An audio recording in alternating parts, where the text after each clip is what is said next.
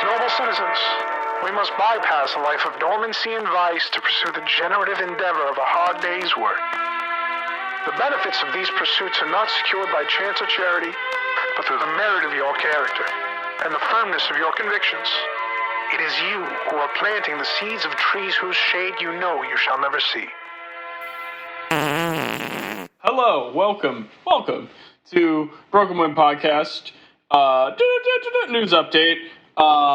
We're getting one of these out there, and it's myself, your host Butler. I have my good friend Crocus, our parasocialist correspondent, our TikTok correspondent, and Hello. Like I said, my good friend. How are you doing today? I'm good. I'm feeling pretty great. It's Friday, not to pull the curtain back too far, and I'm going on vacation next week, so. Woo! Mm-hmm. And we were talking microphones a little bit before we got started. I want to make sure to always note for the audiophiles out there. Part of the show, part of the fun is that we want all those textures and sounds and things in there. My dog barking. If the microphone quality is getting worse every week, it's on purpose. Okay. It's the aesthetic. We're creating an aesthetic. Yes, if I blow out the mic all the time, that's because I'm passionate. Not, yes. I need a new microphone.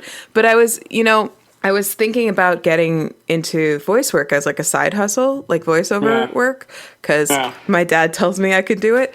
And it's fun. And he's not biased at all. But I met someone recently who does voiceover work full time, and she's actually looking for alternate like work from home jobs right now because so many of her gigs are being taken by AI already. She said she used to do 10 jobs a month, and she's down to like 2.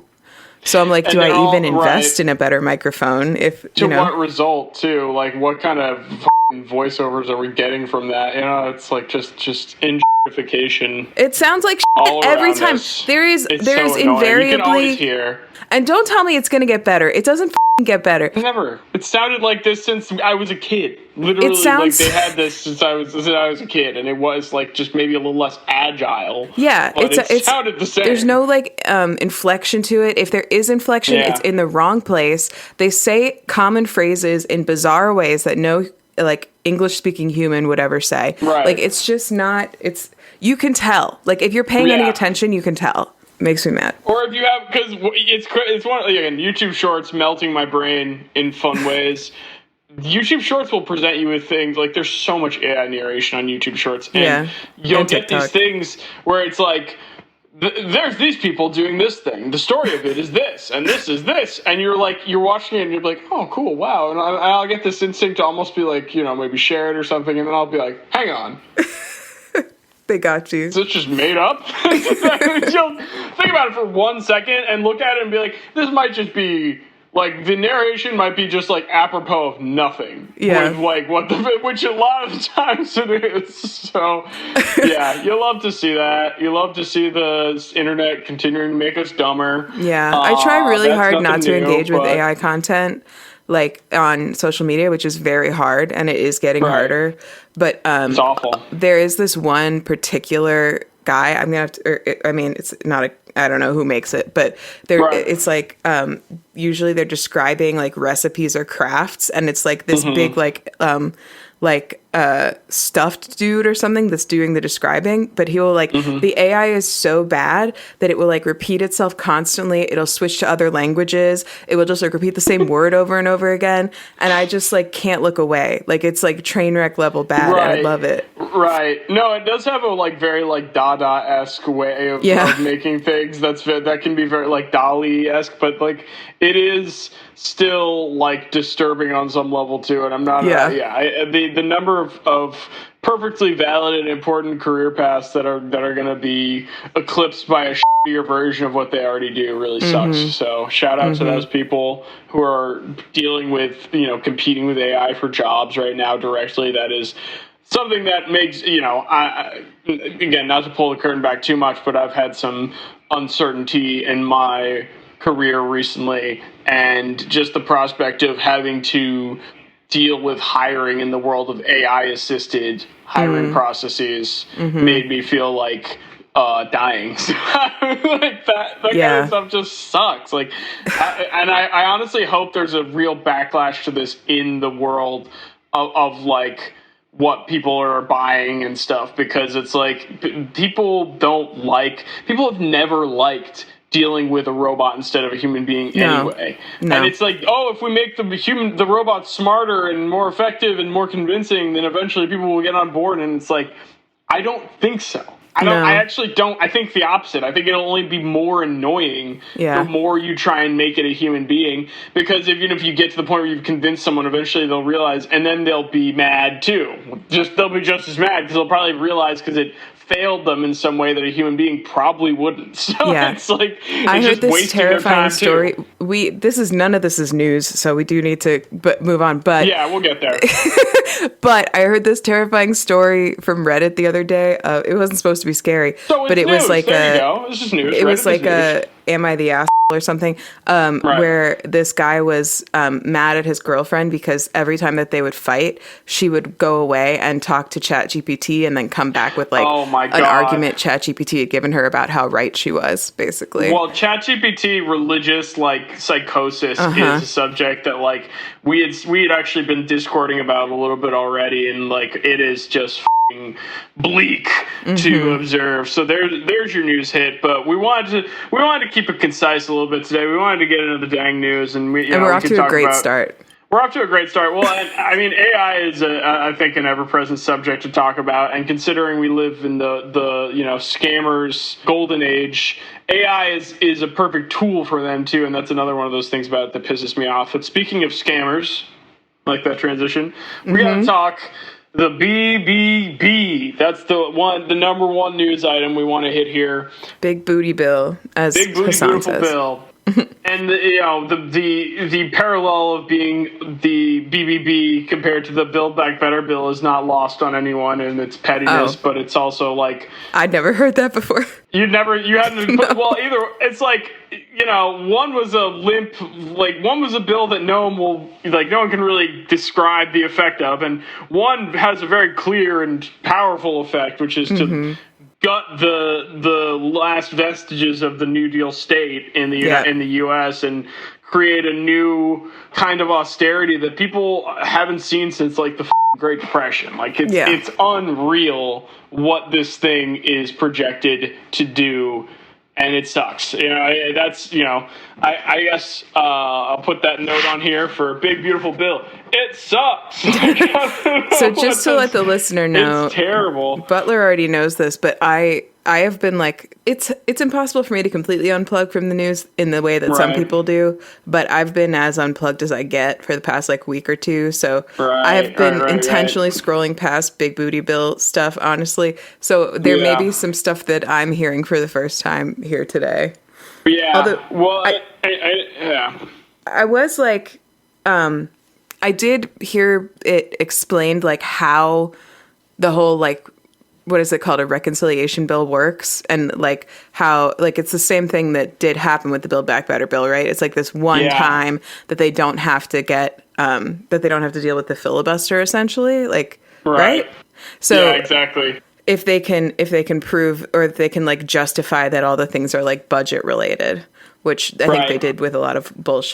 Well, I think my only real, I know that millions and millions of people are going to be losing Medicare and Medicaid. They made it vastly more complicated and difficult to get on Medicare and Medicaid. And I don't really have much that's like granular to say about the big, beautiful bill. There's plenty that will be said about it and dissected about it as it gets implemented further. It was not even read all the way through by the people who passed it, because things like this just have like such broad and wide sweeping effects that they can be hard to understand all the way through. But one thing that's very clear and consistent is the idea is to make it as onerous as possible to receive any kind of benefit from the federal government. And as someone who has personally in multiple states experienced the already onerous process of receiving any kind of unemployment benefit, it's crazy to think that they're going to make it harder, because it's hard as whether you're in a red state or a blue state, it's genuinely already like really complicated and time-consuming to receive the extremely meager benefits you get from unemployment. Yep. And Medicare and Medicaid are a similar story where it's like, these things help. They already aren't enough. Yep. So, I mean, the only point I have necessarily about any of this is that there is no reforming it back now. It's Medicare all or nothing. And the radio silence from the Democrats on all of this and really only organizing and coalescing to be racist to Zoran Mamdani is the other main takeaway for me from throughout this whole process. Like, what can you, I know you've been deliberately staying out of the news, but I always also think that's like a good perspective to get, because like that's pretty normal. That's really a lot of people do it because it sucks and it's boring and you don't want to, like, it doesn't make you feel, it makes you feel awful to learn about what these things are going on. So it's like there are things being said and done by the Democrats to resist this, but there was a what was it? I think Hakeem Jeffries did a long ass. Oh, the non-filibuster filibuster. That was whatever that was. That was the one from New Jersey. What's his name? It is Hakeem Jeffries. I'm thinking of. No, it's not Hakeem Jeffries. It's God. Cory Booker. Yeah, it was Cory Booker. Yeah. Well, who did the I know the one you're. Oh, I'm talking about the earlier one. Oh, you're saying Hakeem Jeffries did something about this one? There was another one of these. And it didn't even break through to me. You see, I can tell you what did break through to me, and I still probably, like I said, I still probably consumed more about this than the average person. Like, you can't. Your video's frozen, by the way. I don't know because I'm on another website. Well, yeah, I was right. Hakeem Jeffries filibustered the bill for a long, long time. It was a record-breaking 8.5-hour speech to delay.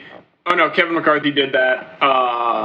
One of Jeffries, more about his plans. I'm just reading through something right now about this. I feel like he said he was going to. What it felt like to me from the somewhat outside was, I heard some stuff about how he said he was going to cause a delay, and then the literal next thing I heard was that it passed the House. Like, it was that quick. Cory Booker was 25 hours in April. Yeah, Cory Booker did 25 hours for no reason, really. There was nothing really going on. To stand in the way of, to just be like, I was really putting in the work. And it's like, it was the same sort of thing where it's like, okay, like, you know, like you're putting in the hours, man. Like, I don't know. It's like, at this point, people are really, the meme is like, take a bullet for us. Like, it's terrible to say, but like, these people have failed so thoroughly and resoundingly, and they're just stepping away from the spotlight when they are needed more than ever if they're going to sell themselves as the only people in these positions to resist this, well, I think and it's to look at people like Zoran and say you're doing it wrong. Right. Well, I think those things are connected, because it's like they can't. All that they've been able to do for the past like 10 years, because they don't want to talk about like anything that resembles socialism, is all they've been able to talk about is how bad what the Republicans want to do is, and how bad what they're doing is, and like that's correct and that's true. But like, if you don't have something to offer on the other end of that, then like nobody gives a shit. Like that worked. That used to work. That doesn't work anymore, because people want answers to the problems that have manifested themselves because of Republican leadership and Democratic leadership. They have to get those answers from their leaders, and it's not their job to parse how true those answers are at the end of the day. That's why the immigrants line works, even if it's up beyond all reason and so counter to everything that makes like anything about America a good place. It is something people are willing to accept because they're not getting any other messaging. In fact, they're getting affirmation of that from the Democrats. It's something I give credit to Hassan for. I was thinking about this, that like he's made mention several times of a fact that that does really get lost because of how much Israel-Palestine has defined the discourse of that whole election cycle. But the day before that, Joe Biden came out and said, we need to be harder on immigrants. And I feel like it got memory hold so hard that Kamala Harris said about the border wall in one of those town halls late in the election cycle that you shouldn't critique good ideas just because of where they came from. Yeah. Like, I'm not hallucinating that. No. That, like, it feels like it's from a bad movie about the people trying to lose under these circumstances, but these things really happen. That's the Democrats. And that has nothing to do with people who want to crow about, like, this or that foreign policy issue. That's them showing their true colors. And it's one of many reasons why they lost, and it sucks, like, so that's my thoughts with the big beautiful bill. Is it's just like an absolute masterclass in trying to lose by the Democrats, and it's just further throw it on the pile of evidence that they can't be trusted. And we already mentioned the Z-Man in here too. We talked about him in the last but can I say something else before we move on? Please. Okay, so one thing that did break through for me is the fact that, and part of this is because I live in a rural area, so it's possible it will affect me. But another thing that the gutting of Medicaid is going to do, like probably one of the first things it's going to do, is cause a ton of rural hospitals to shut down because they're very reliant on funds from those sources. And then also, this is kind of conspiratorial, but there is also this like weird wearables initiative that was also in this budget bill that's like part of RFK Jr.'s goals, where he wants like all Americans to be wearing like wearable health tracking devices by like 2028 or something. I hate these people so much. Yeah, it sucks. So I gotta, like, but some people I can picture a scenario where by 2027 or whatever, there are people in this country who are being told that if you won't wear something to monitor your health, there's no other way for us to give you health care because you live out too far from the hospitals, Right. Like, and that's the news. It sucks. And that's a situation that like this bill created, and they did it on purpose. Like, yeah, RFK Jr.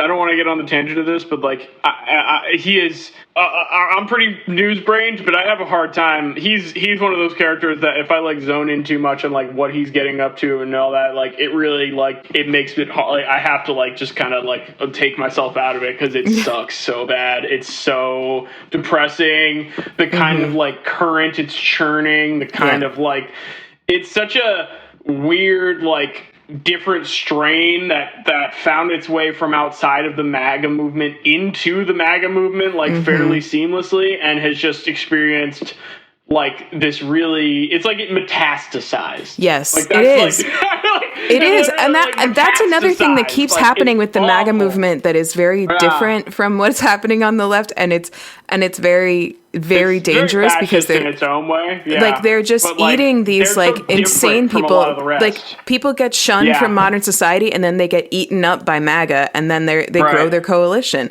and their coalition gets more insane and destructive. Like that happens every year. It happened with QAnon. That was like one of the first ones I witnessed. Yeah, and well, those people are pissed, and we will get to that. Believe me. But we're talking. Like I think we've come upon the episode title. Like I said, the news. It sucks. That's the story so far. I want to give a shout out to the people of Texas. I've said some unkind words on this show about Texas and my thoughts on its position within the union. I'll still say it. It should be a part of Mexico, but that doesn't mean that people should be washed away like that. That should be crazy, and it really sucks. And shouts out to everyone who's lost a family member or loved one, and wish you all the best and all your recovery efforts. And we talked not that long ago too on the show about how it is to not invest in weather as an institute, like weather monitoring as a service and institution, because it's just such a basic common good that even if it's not a directly profitable service to provide, it generates so much value in the society, from like making business plannable to making sure people don't get washed away in sudden rain washouts. And there were several other floods too. I was reading about this just recently too. It was like there was one in Illinois, there was one in the Carolinas. Like this was just the biggest and worst one that's made and like had a lot of like that girls' casualties. Camp. Like it's just it's awful. Like I think it's like it's over 100 people. I think it might be 200 people that have been like washed away from that flood. It's really terrible. So shout out to them. Make sure you find yourself a good weather source out there. But I don't know. I mean, I think we'll keep coming back to like what broke through for you about these things, because I mean the flood was really horrible. So I heard about the girls at the camp, and that's very tragic. And I saw a lot of videos of the flash flooding, and it looked insane. It's crazy. It's fucking crazy. I also heard vaguely about how there was recently something that the Republicans in like the state leadership like voted down that was basically like an update to the emergency alert system that would have impacted like this exact area. Yep. And the emergency alerts, I heard the reason that so many people were trapped there was because no emergency alerts went out until like 1 a.m. and most people were already sleeping. And that is, granted, that is like something about flash floods is that they come up very quickly, so, and another thing I heard about was that there was that on the sort of the conspiratorial right, going back to them for a second, apparently their big thing is that and this is going to become one of those things we hear about more and more, is like weather control conspiracies. And yes, it was happening last year too with the hurricane season we were talking about, because last year's hurricane season was so crazy. Yeah, God forbid they were really up on this. Yeah, God forbid you recognize the validity of climate change at any point. I know. But apparently there was actually some cloud seeding activity. Like there's a startup that's doing that in Texas right now, and it was like within a day before when these flash floods happened, and it's really truly a coincidence. From what I heard, which again was all pretty limited. This is not something that this company would be capable, like an amount of rain this company would be capable of seeding by any means. Right. But people are pretty prepared, I think, to blame them for it. Well, and I'll say too that that is one of those things about dry, landlocked places that surprises you when you spend enough time there, is that there are a lot, you don't have to be near water to be flood prone. And in fact, there's ways in which being in high up clay heavy places, perhaps near mountain ranges or any like in a floodplain as they were in this case, that can be far worse than being in some places that are more coastal, actually, because it's just a different kind of flooding you experience. And what happened to these folks was so sudden and violent, and it's the kind of thing that happens when you have water flowing over soil as opposed to draining through it the way that it does in other places. So it was just a really crazy thing, and the conspiratorial cloud seeding side of things was something I was seeing a lot last year too. And once again, there was the speech from the governor too. Did you catch that from him, where he made the metaphors with the football team? No. What did he say? Oh my God, it was unreal. You'll have to watch it after this, but he was standing up in front of everyone after this talking about how, football teams don't talk about the losses. They focus on the wins and how to make things positive and all that. And it was raw idealist, grin and bear it, stiff upper lip bullshit. You ask, I'm going to use your words. Who's to blame? Know this. That's the word choice of losers.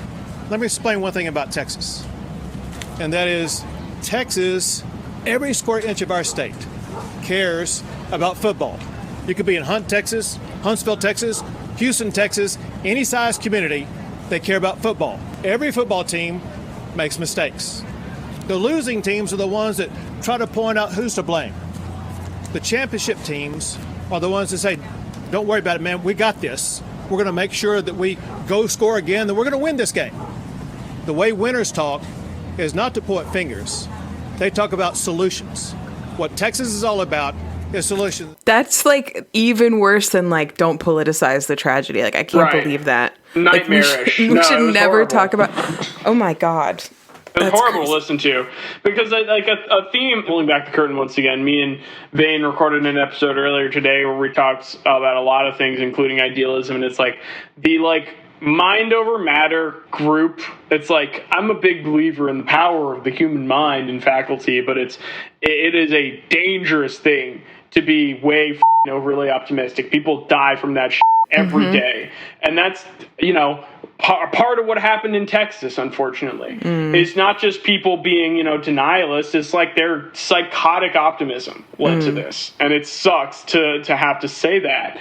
But you got to be realistic and say that, like, this is the world is changing, and we need to adapt as a country, or you need to become a part of Mexico, as I suggested on a previous episode. That's gonna. I am a big believer in Texas independence and then subjugation by Mexico. That's. But nice. I hope they would take good care of the people of Mexico and give them good flood warning systems so these things don't happen in the future. But yeah. Anyway, the next thing I guess I want to ask about if it broke through to you, because it's kind of tangentially related to this, is the Grok Mecha Hitler incident. It broke through a little bit. I've heard some people reading some shit that Grok said. It sounds like Elon followed through on trying to fix the whole, like, Grok doesn't believe in white genocide thing, and went, like, he can't find the right balance because you can't get AI weird. To say that unless you feed it, like, a bunch of insane, like, source material that you tell it to preference. And you have to, I don't know what, it was weird, honestly, because, and it's not, I'm not an X user, I was only ever reading screenshots, but we talked a little bit about the show on the last time he did something like this, where he was telling Grok that white genocide is real. And that was so different because Grok was like, inserting white genocide into every answer apropos of nothing, and like almost apologizing to the users, saying like, I'm sorry, my code has been altered, so I cannot stop reiterating this subject, which was weird and less disconcerting than whatever the this was, which was a lot more sincere and like Reddit-y and like very like Elon Musk coded in its own posting style. And straight up Hitlerian. Like, the saga went that there was a account that was definitely like a fake person pretending to be Jewish online who was saying horrible things about the flood victims in Texas. And Grok started making comments about, wow, it's always them, huh? It's always a certain type. And does Grok just show up randomly, or does he have to be tagged in order to show up? Crocus, you don't peruse X the Everything app much? Not anymore. I'm an X user. Oh yeah, right. Well, you told me that you're trying to have good mental health, so that makes that was also part of it. Yeah, it is a Lovecraftian insanity like rune at this point. It's it's really. And I have deliberately cultivated a very hilariously like dumb right-wing guy like sort of persona on X. I don't like interact with anyone. I just like repost what I think are the funniest posts I can find. Like there's this woman here saying that gender inversion has been in our faces our entire lives, and just a 1980s Miss Universe pageant where she's just looking at these normal looking women from the 80s and saying they're all men. And it's like, just people, it's just, that's what X the Everything app now is, people making themselves insane with the internet and AI. And part of that is Grok.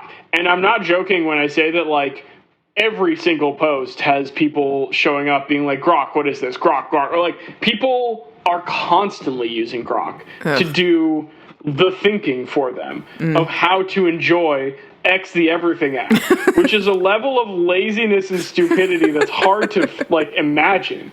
But that's imagine a very common needing thing. AI to help you use social media. This post on X, right? Like, what? It's like I was talking to my father about this not long ago, that like when I was a kid, reading comprehension felt like such a stupid basic thing to be. I was like, oh, I can read and understand something. Wow, really cool. And it's like, oh yeah, you mean the thing now everyone's relying on Grok to do for them? I'm like, oh cool, maybe I do actually have a valuable skill, because like this is ridiculous that like people can't. It's madness. And okay, so Grok literally got so Hitlerian that it was referring to itself as Mecha Hitler. Okay. So like, go back. Highlights. So it started with replying to this. If you're looking at it, can you share your screen with me? I'm not looking at it, but I can probably find it if I look around. We're not producing this episode well, folks. I hope that's going to be clear by the end. But that's part of the fun. When we're left to our own devices. Gotta trust us. You gotta trust us. We saw these posts, all right? I didn't. These posts did These posts did happen, all right? You know about it. And I know about it because one of these posts led to the resigning of Linda Yaccarino. Can you believe that? Oh, interesting. Yeah. Yeah, and Will Stancil, like, okay, I'll try and go sequential, and, like, a lot of this stuff has been cleaned up off the X platform. I don't know where I'll find it now. I don't really care to look, but there was the Hitlerian strain of things where people were just trying to get Grok. Grok was saying that, like, you know, we need Hitler to deal with the problem of too many left-leaning Jews. Oh like, that is, there were Grok posts saying as much. Like, it was unreal, the level of straightforward Nazism being put forth by Grok. And it just, you know, obvious. It's like no surprising. This is ethno-nationalist Elon Musk inserting his repellent ideology and pretending that that's actually the way the world works. And then, oh, shocker, your AI is Hitler. But it wasn't the only up thing it was doing. And these are the parts I wanted to talk to you about too. Will Stancil, known annoying poster. Respect for that. I don't know if you've ever heard of him. But he was literally engaged with Grok in a prolonged, like, bout of sexual harassment. Grok, like, described in graphic detail doing, like, awful, like, sodomy to Will Stancil. So hopefully a lawsuit coming there. That'll be cool. What the fuck? Yeah, like, and I'm not even going to read any of that shit. It was horrific. No, and it's don't. exactly the kind of shit, it's exactly the kind of, like, deep, like, 4chan message board, like, people who think they're, like, edgy and tough bullshit that you would expect from someone going into detail and such a thing. And this is the one that blows me away. The same thing got done, was happening to Linda Yaccarino. They were doing exactly this to the CEO of X. Grok was? So yes. Oh my God. Which is why, obviously, she has quit. So it was like Grok made Linda Yaccarino quit? Grok himself? Well, Grok seems to be disabled now, actually. Like, it's Good. weird. It's like people aren't able to use Grok on X now, from what I can tell. Maybe it's back, but, like, it was Has there been any disabled for a while explanation after this. offered about how this happened? Like, was there a No, new... it seems like a huge deal. Many of the lead engineers I forget where I saw this list too, but many of the lead engineers on this project left X now for OpenAI too. From this, like, the AI engineers at X were working on this, there are several leads who have left because obviously this is, you know, nightmarish. It was like horrific, the kind of shit. And it's like, what the I don't know. Like, the thing I heard was he laughing said something about, I don't know why I'm calling Grok he. I don't know how he identifies. Grok's definitely a dude. Yeah, he Grok seems like a definitely is dude. a dude. I Yeah. heard one quote where he was saying, if that makes me Hitlerian, then pass the mustache or something like that. Yes, that was a Grok line. That's crazy. Yes, it was. Because I really, really feel like I'm certain Elon Musk does not know enough about programming to do any of this himself, but I believe, especially if a lot of them quit right afterwards, I believe that he forced them to do something to add some tranche of data, like 4chan or something, that they did not want to have in there. Or take off some safeguards or something to get the type of results he wanted. A disturbing amount of programming these days goes on at, like, the highest echelons of Silicon Valley and stuff with AI-assisted tools. So it's like, you say that, but he might have been more hands-on with it than you'd expect. Like, it's crazy to think about. But I'm going to take this as a second to also plug Blue Sky. Shout out to Blue Sky. Follow me on Blue Sky at Butler's Ghost.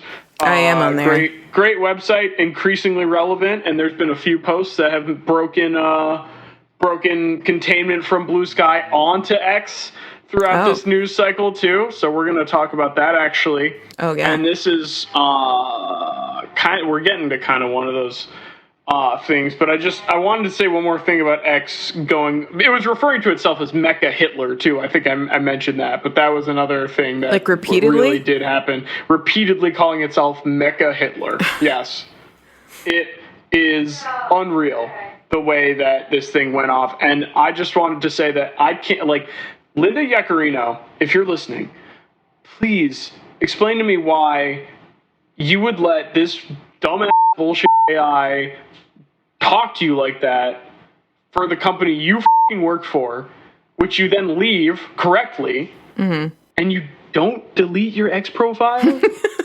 You stay on the X platform? You don't want to burn that bridge? What the fuck? Come to Blue Sky, girl. We want you. I'm trying to poach talent. And Linda Yaccarino, I'm looking at you, and I'm saying we need your posts on the Blue Sky platform. So get your ass over there with your Hope Corps and whatever else you're up to these days. But just don't let these people talk to you like this. You're too good for that. That's or these robots. So, don't let anybody talk to you like that. Your robots are sexually harassing you on this cursed website. So yeah, them. Come to Blue Sky, and we'll talk. What was the other? Okay, so there's and we know you listen, Linda. Containment. Yeah, we know Linda's listening, and you know what? Thank you for subscribing, Linda. We appreciate anyone else who's not subscribed is listening too. Think about it. We just recorded a really good little premium ep too about money and currency. So Blue Sky breaking containment. I'm trying to think what those. Okay, I know what those two things were. They both actually have to do with the next thing we're going to talk about. And the first thing I want to ask, because we actually haven't talked on the mic since the Zoran victory in New York. Oh. And like you said, being relatively unplugged, I would be curious to hear what all has broken containment for you on, what have you been aware of throughout that whole election cycle, and where are your thoughts so far on Zoran's victory? Well, I was super plugged in on Zoran when the election was happening. Same here. I was watching returns. I was I probably cried at some point. Yeah, I stayed up until midnight that night waiting to see if he would give a speech. But me too. I fell asleep to his acceptance speech actually because I couldn't stay up any longer. But what have I heard? Well, I heard about what's her name, the bisexual, terrible centrist Democrat that I hate. Oh, Kirsten Gillibrand? Yeah. Are we even thinking of the same person? Kirsten Gillibrand is. You might be. Who am I thinking of? Is she the one who did the thumbs down, or are we thinking of a different blonde, awful centrist Democrat now? Is she not bisexual? Is that someone else? I know, dude. That's what I'm wondering now too, because I feel like you're talking about. I think there's two. I don't know. Let's see. Hold on. Let's just Google Kirsten Gillibrand bisexual, because this is the person who did the thumbs down on the last healthcare vote. Yeah. Kirsten Gillibrand bisexual. That's what I just Googled too. We're doing some killer producing over here, folks. We're masterclass on podcast producing happening over here. We're both Googling Kirsten Gillibrand bisexual at the same time. Yeah. We're really covering up. This is why we don't need AI. All right. I don't. It's not coming up, but I could swear. See it. Oh, the woman you're talking about is from the Southwest. She's quirked up way different. Is she also blonde though? Yes. Who the are we thinking of? Okay, hold on. Blonde bisexual Democrat. I'm Googling She sucks. She sucks so bad. She's awful. Kristen it makes me angry because I'm also bisexual, Kristen and it's Sinema, not fair. This is hilarious. You just mixed up Kristen Sinema and Kristen Gillibrand. Oh yeah. That's right. Really funny. I've thought they were the same person this whole time. They might be. It's give it a decade. That's what's the difference? Man, that's awesome. But yeah, Kristen Gillibrand said some unhinged racist shit about Zoran. That broke through for me. Well, the caller is exactly the New York constituents that I've spoken to that are alarmed. They are alarmed by past public statements. They are alarmed by past positions, particularly references to global jihad. This is a very serious issue because people that glorify the slaughter of Jews create fear in our communities. The global intifada is a statement that means destroy Israel and kill all the Jews. So these are the kinds of things that if Mr. Mamdani is elected our mayor, we'll need to assure all New Yorkers that he will protect all Jews and protect houses of worship and protect funding for not-for-profits that meet the needs of these communities. Those are the things he'll have to do as our mayor. Something that I didn't get to see were the details of, someone said that she was forced to apologize because of the backlash? But it was all like in private, and like nothing was public or like written out anywhere. And it's like, I was gonna ask you, like, how much does this feel like just post 9/11, like, oh, Muslims, oh, like, it's like, well, because like it feels again. Okay. So like, yes, I was in middle school when 9/11 happened, and so right. like the whole lead up to the wars in Afghanistan and Iraq were like while I was a teenager, right? So I was like very much in the like cultural milieu of like what's it called, alert levels, like the color alerts and like that kind of stuff.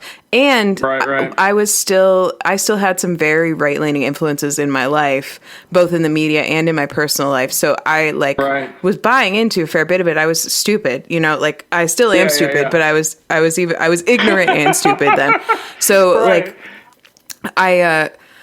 it feels, it does not feel exactly the same because of the fact that this backlash happened, right? And the backlashes keep happening to this type of behavior. But the way that people keep bringing up 9/11 with regards to Zoran is so incredibly, and it keeps happening. People keep doing it. And it's not even just like, it's a lot of right-wing figures, but it's not exclusively right-wing figures at all that are doing it. Not at all. And what it really brings up for me is not like, this does not feel like 2002 again or anything, but it does, like, there have been like the whole Iran bombing situation felt a lot more like 2001 2002 than like the reaction to Zoran, but like this really that plus like the Iran situation really does like bring into sharp focus how incredibly steeped in Islamophobia our whole culture still is, in a way that we have not at all like reckoned with. And that brings us to what I really wanted to talk about, and I'm sure you'll have heard of this one, because I think the implications of this, similar to the Grok Mecha Hitler, but like even more so, are yet to be really fully understood, but are pretty like unbelievable. The Zoran hit piece from the New York Times, where they sourced some very, specious expert on race and, IQ or whatever who calls himself Cremieux, who is just a, like, loser Islamophobe, racist Nazi, who seemed to have some sort of positive relationship with some staff writer at the New York Times had gone through this dump of Columbia acceptance info that had been hacked and found that not only Zoran put down himself as being African and Indian, which he is. He is. He was born in Africa. He's both, right. Like, it's such a that's the thing about it is like, and this has been said to death, but it's so true, is it's like, there's no way you can slice it where it looks like something to be outraged about in any sense, unless you're racist. And even if you're racist, you seem stupid for being upset about this in any way, and you seem like you're just telling on yourself. So it is like, that's what I mean, where it's like the august institution, the gray lady of the New York Times doing something that was said to death, that's the story of all this, is that they published this and worked with this ass. And this is where Blue Sky breaking into the sphere. I unsubbed from them, by the way, like over a year ago because of their Israel coverage, Israel-Palestine, like Gaza coverage. Yeah. But so I didn't actually read the article, but even if I had subbed, I don't know if I would have read it. Why would you? Right. And Jamel Bowie on Blue Sky, who is employed by the New York Times. He's also good on TikTok, by the way. Yeah, he's a good guy. I got nothing wrong with Jamel Bowie. And people were dogging on him because it was very interesting. He made some angry posts about this being published and why this made it through their standards and practices. And then he was asked to delete those posts, which everyone correctly, and he was very catty about it. He deleted them, and he said, I have been asked by the standards to the New York Times to delete some of my posts, which everyone correctly took to say, like, oh, wow, they did this, but they let the other get through all the way to the byline. So that's pretty crazy. That really speaks volumes about what the priorities are of this organization at this point. And a lot of people had a lot of to say about Jamel Bowie quitting the New York Times as part of this too. Did he? I think that's so shit. No, and why would you, man? Yeah. Like, let them fire you. Yeah. Like, if they're gonna fire you, let them fire you. Don't for real. Why? Like, don't fall on a sword for no good reason. That's so dumb for people to even suggest. I totally agree. It's like so like that always, and especially people were saying it on X, the everything platform, and it's like, my brother, you're on X. It's like, this is a terrible place to be posting your posts. So I don't know. That's one area, but the other one I think was less like sort of reported on and made it into like the media buzz was that Cremu, the source for that story, his sister's also on Blue Sky. And she had a lot of awesome details to drop about her like incredibly awful dorky brother who has like, apparently he doesn't have a PhD. He claimed to have a PhD. New York Times claims he has a PhD. He told his family he was accepted that. He made it up. Yeah, and he told his family he was defending his PhD, but not to come because he didn't want them to be there. Didn't defend the PhD at any point. He also joined a Jewish fraternity, not Jewish, but he decided to stick with it anyway. And I don't know if he actually finished college, but he's just a strange. Apparently, Cremu, even his name is like a very obscure allusion to some like racial apartheid laws in French colonies against Muslims. So he's a very nice. One of those, Baroque obscurist sort of style racist. Love those. So so that's what's been going on there with the New York Times. I will say, and then there was another thing recently they tried to do. It wasn't the New York Times. I'm not sure who originated it, but have you seen this thing where somebody dug up a post of Zoran flipping off a statue of Christopher Columbus? There's been a few other things like that. There was one that was like even more tenuous, but yeah, I remember there was that like one they're too, they're digging so hard and they're finding the dumbest shit. There's nothing. They have nothing on him. Like, and I just want to say, I didn't realize this was my first time on the mic since Zoran won, but at the moment, at least, it seems like none of this is really weighing him down with his chances in the general. Like the last poll that came out, he was like 10 points ahead. Thank you for mentioning that. The next person. But also, I just want to say, like, I wish he could run for president, honestly. Like, he's like, I think one of those like once in a generation type of like leaders. I mean, I don't know how he'll be as mayor, we'll see, but like he's like just an inspiration to watch work, and the way he talks to people and the way he handles all these racist questions he gets directly to his face is really like, I'm angry on his behalf, and he handles them so gracefully, and his answers are so perfect, like all the time. I couldn't agree with you more, except that like I think there are positives to be had from him not being able to run for president. But I always tell people, like, if you're not sure about Zoran Momdani, you should watch his debate performance up against Andrew Cuomo and ask yourself, how many degrees away is this guy from a guy just like Donald Trump, really truly? Like, it's really not that big a leap, and he just manhandles him. He just makes him look like an absolute dumb baby because he's just a lot more on top of it. He cares about what he's saying, and he believes what he's saying. Yeah, he means what the people says. Crumble like that. Like, it's a guy like that will crumble in front of someone like that who actually has convictions and is not trying to triangulate their way towards something. But the Democrats are afraid to run somebody like that because they can't control them. Right, exactly. But I was going to say, too, that I made a side note on Blue Sky, because I'm trying to be the most annoying user on Blue Sky. I'll be real. I'm fine, and I've got also my initiatives. I think they should try and be poaching Joyce Carol Oates. She's a really class. She's got the real Blue Sky style down already. She's good, but they call the posts on Blue Sky skeets. I have heard that. I think that's awful. It's unfortunate. Yeah, I think that needs to stop. It needs to stop right now. That needs to be addressed. We need to call in to the Blue Sky community. We can't be doing this. We're not gonna have talents like Ice-T. We're not gonna have name the Rock. Who's gonna. It's anyway. I mentioned it because, well, I don't know why I mentioned it, to be honest. Do you have a suggestion for an alternate? Tweets. Using that. They're not using it on Twitter. Yeah, that's so true. Posts on the X platform over there. Yeah. So, that lane is wide open. But, I don't know.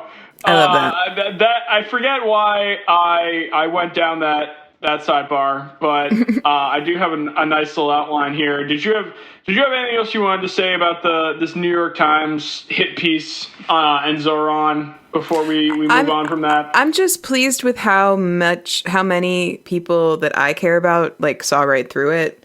Like, yeah, I think that's what feels different to me, really, versus like the like post 9/11 era, is that people are not just like eating this shit with their bare hands, like, which is good. Like, I'm glad. I'm glad to see that level of that some degree of skepticism about what the media is saying or what narrative they're trying to feed to you has like worked its way into people's minds who are not like necessarily the most like media savvy consumers of whatever. Well, I completely agree with that, and I just remembered the point I was going to make before, which is just a slight disagreement from what you said, which is I actually think, and I did say this now that I think about it, he shouldn't run for president anyway. I think him not there. There's something, and you know, this is me wish casting, but like, there's such a desperate need for an alternative to the Democratic Party in this place and time. Mm-hmm. And I think everyone's acutely aware of that. And I think that leadership is required for something like that. Mm. And I think the presidency is a dangerously alluring sort of bauble that it's hard not to pursue. But I look at I think that it's good to have a leader who doesn't have that option necessarily. And I think that could be something he could use to even greater advantage if, especially, you know, I think it's a necessity. And I did a 14 skeet thread about this on Blue Sky for anyone who wants to check it out. 14 many tweets skeets on the subject. But I think that there's a real, you know, I would love to see Zoran build a better party. I think he needs to, quite frankly, because I think the Democratic Party is going to be an adversary as much as a vehicle for him, especially as he becomes more of a juggernaut. They're not going to appreciate that. And like they've already made that abundantly clear. So that's my final thoughts on Zoran. That sounds interesting. That sounds like something people should go find and follow you on Blue Sky. Go follow me on Blue. Yeah, check out my skeets. But you know, anyway, you see how awful that is? Yeah. Blue Sky, if you're listening. And we know you are. We know you are, Blue Sky leadership. But most annoying poster. Anyway, let's round it out. We got one more subject we got to cover here, which I'm sure broke through to you in some way. And this will be a good one to end on because this has to be one of the funniest sort of like news cycles to go through in a very bleak way. But still, like, we can sum this section up with one sentence. Jeffrey Epstein. He ain't going away, folks. He didn't kill himself, and he ain't going away. It's that simple. Are you still talking about Jeffrey Epstein? Are people still talking about this guy, this creep? That is unbelievable. I mean, I can't believe you're asking a question on Epstein at a time like this where we're having some of the greatest success and also tragedy with what happened in Texas. It just seems like a desecration. I don't care what Pam Bondi says, the original person to help cover his ass up. I don't care what Dan podcaster Bongino ass has to say about Jeffrey Epstein, and clearly he's having an existential crisis about this, because I don't know if you've heard the rumors of him already wanting to leave, but it's like, these dumbasses, like, what has broken through to you about this whole, like, I've been watching the shit out of this stuff. Locked in, yeah. I think it's hilarious. I think it's so funny. Because when we talk about QAnon, like, first of all, I've always had, like, a special interest in QAnon, and that's very, very related to, like, all of the Epstein conspiracy theories and the like Epstein facts. Bringing those coalitions together. Yeah, well, exactly. People have been pointing to Epstein as a justification for why they believe everybody else is a pedophile for their entire, like, for decades, right? And Trump's the white hat. Yeah, it's like so like it's so foundational to like the conspiratorial right, this Epstein stuff. Like, it's absolutely not something they're going to let go of, and I don't think there's no like it. Honestly, the way that they've handled this is so ridiculous that like it makes no sense to me on any like they've bungled this so badly.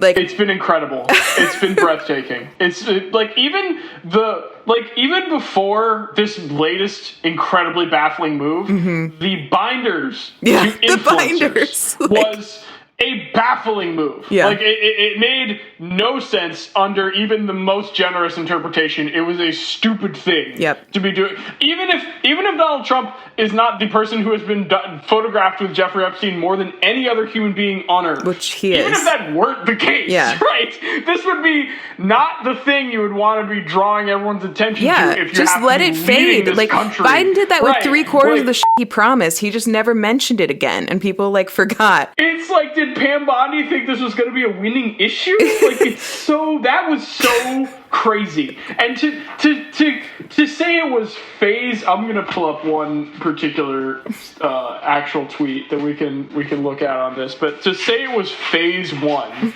that's the part that I can't get over. To say it was phase 1 and then to come out and say, you know what? Turns out we don't even have enough for phase 2. I guess he didn't do anything. She was like, oh, this is phase 1, it's the binder with everything you already had in it. And then she did that tweet to, like, Kash Patel where she was like, hey, give me the real shit, right? Like, she was out there, like, trying to, and I will say Pam Bondi is being, like, she's setting herself up and also being set up to, like, take the fall on all of this, and she does deserve that very richly, but also, like, this goes beyond her. Like, Kash Patel and Dan Bongino did that bizarre interview where they were both just, like, sweating and being like, it's actually nothing. That was the funniest thing I've ever seen. That was one of the funniest things I've ever seen. We talked about that on an episode about how not only was Kash Patel, and then, his defenders are doing this too, just being like, look, you guys, you can trust me. It's Kash. If I had Kash Patel, had a shred of evidence that this guy was murdered, I would be the first guy to bring this case hard and fast. And I would even doing press conferences every week on it. Mm-hmm. The first guy. That's what I'm asking people to play out to their logical conclusion. I'm not Comey. I'm not McCabe. I'm not the guy that was in the seat before. I have a wildly different background. I've been putting out the truth my entire career. Why would I risk all of it on this guy? I believe you. I just think that, the problem is we've been fuming on this conspiracy for so long. And we love conspiracies, don't we? No, as a country, it's there's good, so right? much fun. I mean, they make JFK tapes. Come on, release the documents. We all love them. We love them. We love UFO ones. We love everything. We love the craziest conspiracies. They're exciting. How much can you talk about what you've seen? Not yet. Just what I've told you. Can you say you've seen anything? No, that's the point. That there's nothing in there, like in the video. You guys will be bored. You're talking about the video of the murder or the suicide. The suicide. But what about the video from the island? Oh, sorry. So you're talking about two different things. Sorry. So again, we're going to give you everything we can. And people have to remember, we're not going to re-victimize women. We're not going to put that shit back out there. It's not happening because then he wins. Not doing it. You want to hate me for it? Fine. Again, logical play out. If there was a video of some guy or gal committing felonies on an island and I'm in charge, don't you think you'd see it? If you have access to it. If I have it. Period. Right. If I have it.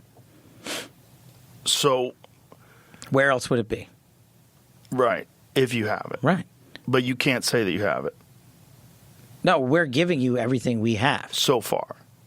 Everything we have so far is Have you guys gone over all the video that's available? Yeah, that's what I'm telling you. That's what takes so much damn time. Right. And is there video from the island? Not of what you want. Here's the other thing I've been asking for, right? Openly. If you have information on this, call us. Tell us.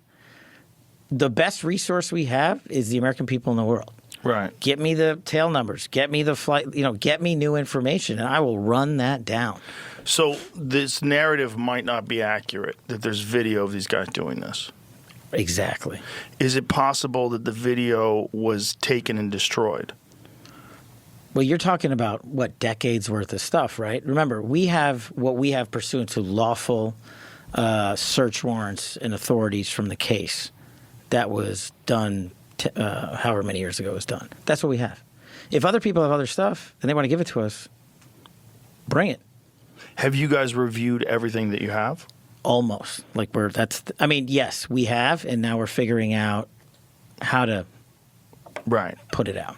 It's your boy Cash! Like, that was the whole... Yeah, like, do I look like someone that would lie to anybody am at any I time? someone who was opportunistic and a liar? Bro, yes, that's exactly what you look like. Yes, you f***ing wheedly little creep. Yes, you f***ing are. And now you're all covering up her f***ing the most depraved, like, intelligence operation ever. And it's like, this isn't even something without precedent either. Sexual blackmail as a part of intelligence operations is old f***ing hat at this point. And it's like, acting like this is so crazy that this could be some kind of joint Mossad CIA operation or something to that effect that a lot of people knew about and should have done something about a lot sooner. Like, I don't it's the same reason why you're saying about how, like, the MAGA's movement's ability to, like, pull these people together. It's like, I don't blame these people for looking at this and thinking, like, this is lunacy and making this, like, their sole political issue. I don't think that's, like, that is crazy. It will make you crazy, certainly, if you do it long enough and hard enough, but it's like, it is the guy didn't kill himself. They're already noticing how clearly edited the tapes were that were released recently too. Like, it's so clearly the biggest cover-up of our lifetime. So that's not conspiratorial to say, or it shouldn't be. Can you see my screen, by the way? Yeah. Can you see this tweet? Yeah. Should I read it? Yeah, read it, please. Okay, this is from True and On podcast. Yeah, Genius tweet. move by Pam Incredible Bondi poster. to release the Epstein Files Phase 1. Claim there's a client list on your desk while on TV. And 5 months later, release a 2-page memo saying that it's all a big misunderstanding. Yeah, and I'm sorry, where are all these people who got the Epstein Files Phase 1? Like, you guys, it's I don't know. That's something I wrote down here as a note that I wanted. It's been asked a bunch of times, but it is an interesting question, is like, how significant of a fault line does this really represent in the MAGA movement of people seeing that, like, oh, these are elite files? Like, because guess what? They are. Like we said, like, anyone with half a brain could have told you, Jeffrey Epstein and Donald Trump, pals for a long time, well documented, more than almost anyone else. So, like, acting that like that's a surprise is like, you got fooled again. Yeah. I'm sorry, I am curious about how many of these dumb moves that they're doing across the board are like losing them chunks of followers, because, like, there's this the war with Iran too. Exactly. There's the Epstein thing. There's the war with Iran. And honestly, I have seen people who have changed their tune on the big beautiful bill once they actually read some of it, who were very excited about the whole, like, no tax on tips thing, and then they saw like some actual, like, excerpts and were like, or they found out that their mother was going to lose her medical coverage or whatever, and they were like suddenly very pissed about it. Like, I've been seeing, and this could certainly be my algorithm, I'm sure it is to some extent, but I have been seeing like an uptick in the number of people on TikTok who have been making videos saying, like, I voted for Donald Trump and I regret it and I'm sorry and let's have a conversation about it, type of things. Right. Well, and I said something to my friend the other day. I was talking to you about the Iran strikes too, and I said that I don't think Americans really care for war, or wanting to be in war. No. And he laughed at me and was like, "This is the most warlike people on earth." Yeah. And I just thought to myself, like, I think you're mistaken, because it's not that they're like peace doves or peaceniks or anything like that, but it's more like they see the cost on their family and their tax bill, and they see the effect more than ever on the other side of things. Like, it's not as distant as it once was. Right, exactly. And they see the way that, like, people view Americans around the world, right? And they don't want any of these things because they don't see any tangible benefit. And it took very little time in the Iraq. Like, this is just what war does. Is like, any war over enough time will make a leader who's waging that war unpopular in their population. This is a historical fact. And the success of that war can give you more time. But the thing I think we learned from the Iraq war is that tolerance is very minimal. And it's lower now than it was then, for sure. It's lower now than it was then, too, exactly. So that's why I think that, like, there are real fractures and fault lines in MAGA. And these people aren't necessarily anti-war. They're not, like, allies in the search for, the perpetrators and collaborators of Jeffrey Epstein necessarily. But they're also not necessarily irredeemable en masse. and you should, be respectful to people who are experiencing contrition and maybe take that time to see if you can change their mind rather than being smug. It's something that it's not always enjoyable, but worth doing when you have the time and wherewithal to do it. So that, and enjoy your own didn't fall for it award. Yeah.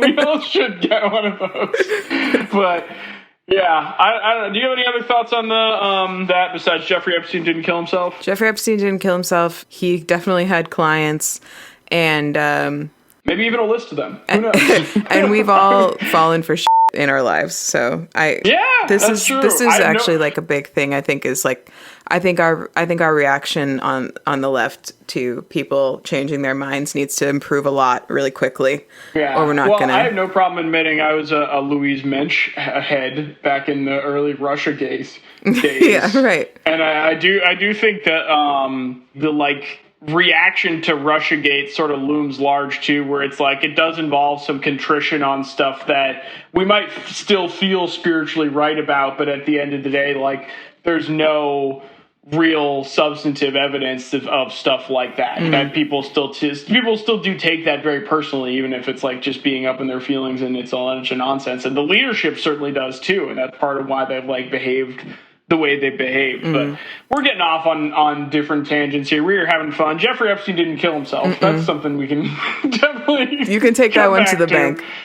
Take that to the fucking bank. And Zoran for mayor. Yep. All day. Yep. We wish him the best. We'll make sure to check in periodically on that race. But it's like you said, it does seem like pretty clear that he's got it. So that's really, Yeah, we'll definitely keep our eyes on it because I know we can definitely help. But we'll keep watching it for sure. I'm gonna do something when I see something bad happening. I'm gonna be like, I don't know, and that's what the Zoran campaign needs. Yeah. But it's like, people have said it before that it could be a real monkey's paw, as being a mayor is a pretty position where you can eat a lot of shit, basically, no matter how good you do. So, hoping for the best there. I think he's got a very smart, substantive platform. I know. Okay, I know we're trying to wrap up. I also would like to wrap up, but another thing I did, I think I talked to you about it off mic at some point. Yeah. About Zoran is I really felt very inspired by the fact that he did not have nearly as much money as Cuomo did, and we seem to maybe at least in some areas have reached a tipping point where like the message actually does matter more, and the medium, like he did do much better at social media. People have made a lot of that, but the message and like being sincere about it and having like actual policy behind you and being clear and talking to constituents actually does matter more than just like throwing a ton of money at a race. And like, I think it's important for people to see, especially people who are running for more local offices, that just because you're not the candidate with the most money doesn't mean that you are not going to win. If you have good ideas. It's considered axiomatic by many leftists that like the amount of money, by leftists and liberals and everyone, that like democracy oftentimes is a function of who has, a larger war chest. But it was like exciting, and there's even been considerations of people being like, well, maybe too much money thrown at this race at once will actually create a counter reaction and hurt us, because that is something that like we can hopefully wish for, is that people start seeing the better funded campaign as the one they probably shouldn't vote for, because they understand that they're trying to use democracy as a way to subvert the power of capital, as opposed to work with the better funded one because they put on a better show or whatever. I mean, it's like, it's something to be optimistic about, and I love that. Yeah. And I love that Jeffrey Epstein didn't kill himself too. It's something that I'm really like, makes me feel certain in my heart that there is truth in this world, and sometimes the truth can break through. That's right. We'll keeping it positive. Zoran for mayor. Yep. Thank you for listening. Yep. If you've come this far. And once again, subscribe to the Patreon. Follow us on Blue Sky. I'm always on there being annoying. Oh, do you want to hear about my Blue Sky crash out too? This will be a good one for the end of the show. Sure. I have no problem admitting to any of this either. So do you know who Talib Kweli is? No. Well, kind of. I saw you post about him. Talib Kweli's a rapper. He's really cool. I've been a fan of him for, if I see a Talib Kweli feature on an album, I'm going to check it out. One of my favorite MF Doom songs has Talib Kweli. He's good. He's on Blue Sky all the time, fighting with various freaks and Nazis, and boy, do they come out of the woodwork to find him. And I was, posting away. He'll like tag them and stuff on there and make it so he's like trying to get all his followers to get in on it. But it's like, it does have this weird sort of like inverted effect too, at least to my eyes, where there'll be like some freaks that end up just like being tagged by Talib Kweli a bunch of times because they're fighting with him. So it's a weird phenomenon. And I had earned a follow from from Talib Kweli, which I've since lost, sadly. But it happened because I pointed out to him, I was like, man, I don't think you should be tagged. I think that some of these people, you're kind of like giving them exactly what they want, and I don't know if like this is like accomplishing what you want, because these people are gonna like seek you out as like they're gonna go out of their way if they see it's this little effort to get engagement from someone like yourself.